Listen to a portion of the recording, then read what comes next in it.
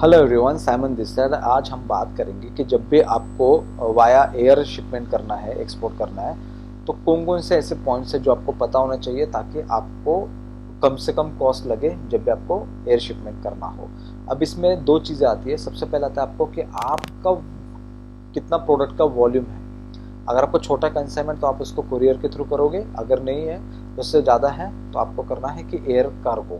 अब air cargo में भी चार टाइप्स है। देखिए, सबसे पहला आता है एक्सप्रेस आता है, उसके बाद स्टैंडर्ड आता है, थर्ड आता है आपका डेफर्ड हो गया, और फोर्थ आता है चार्टर। हम क्या करते हैं, मैक्सिमम टाइम हम अपने सी से कोटेशन लेते हैं कि हाँ इस ये फ्लाइट इसी दिन पे है और इतना कोटेशन रखता है। हम 3-4 लोगों से बात करते हैं, बट आपको खुद को एजुकेट करना पड़ेगा कि ये सर्विसेज लेने के बाद इतना इतना एक्सपेंसेस आता है। तो आपको बायर के साथ कम्युनिकेट जब करोगे ना, उनको ये चीज़ें बताओगे, और उनको बताने के अलावा आप खुद ही पहले ये चीज़ें समझ लो ताकि आपका एक्सपेंसेस बचे। अब जब भी आपको एयर कार्गो करना पड़ता है तो सबसे पहला पॉइंट आता है एक्सप्रेस सर्विसेज है उनकी, एयरलाइन की। एक्सप्रेस में क्या होता है, सबसे फास्ट, मतलब गिवन टाइम में आपका कंसाइनमेंट वहाँ पे पहुँचेगा ही पहुँचेगा। और सबसे मोस्ट एक्सपेंसिव में आता है क्योंकि ये एक्सप्रेस में है ना, मतलब इसकी कॉस्ट हायर साइड पे रहेगा, गिवन टाइम पे दिया जाएगा। तो एक ये सर्विसेज होती है। सेकंड आता है आपका स्टैंडर्ड। स्टैंडर्ड वो सर्विसेज है जो मोस्ट कॉमनली यूज होता है, डेली बेसिस पे यूज करते लोग। और इसका कैसा होता है, मैक्सिमम टाइम ये हो सकता है कि 1 से 2 मल्टीपल स्टॉपेज पे आप एयरलाइन रुक सकता है, ठीक है। अदरवाइज एक एयरलाइन ने आपसे पिक किया और बाकी पता चले बाद में जाके दूसरे एयरलाइन से वो कंसाइनमेंट कहीं और पे पहुंच रहा है। तो एक ये पॉइंट होता है जिसमें स्टैंडर्ड में होता है कि मल्टीपल स्टॉप हो सकते हैं, मल्टीपल एयरलाइंस हो सकती है, और एक मतलब कॉमन सर्विसेज है जो हर कोई यूज करता है।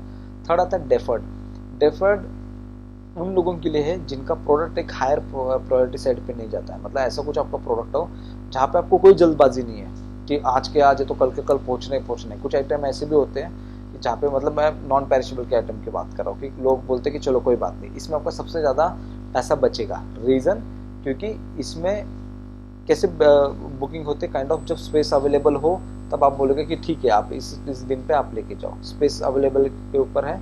और इसमें बेस्ट कॉस्ट सेविंग का कॉन्सेप्ट आता है। रीजन बिंग, क्योंकि इसमें आपको टाइम पीरियड गिवन नहीं होता है, it will take depending on airline.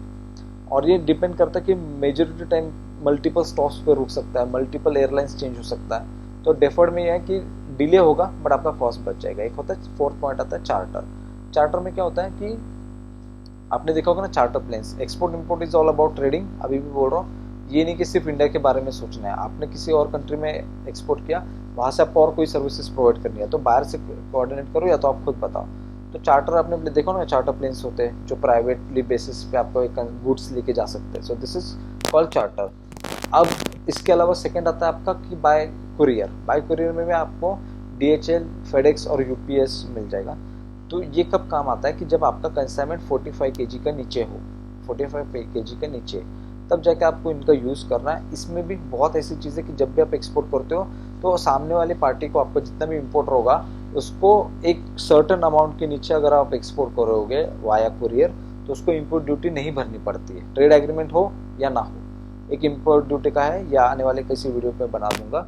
I hope आपको छोटा सा कुछ नया समझ आया होगा। कुछ भी एक्सपोर्ट इंपोर्ट के बारे में जानना है, मेरा नंबर डिस्क्रिप्शन है।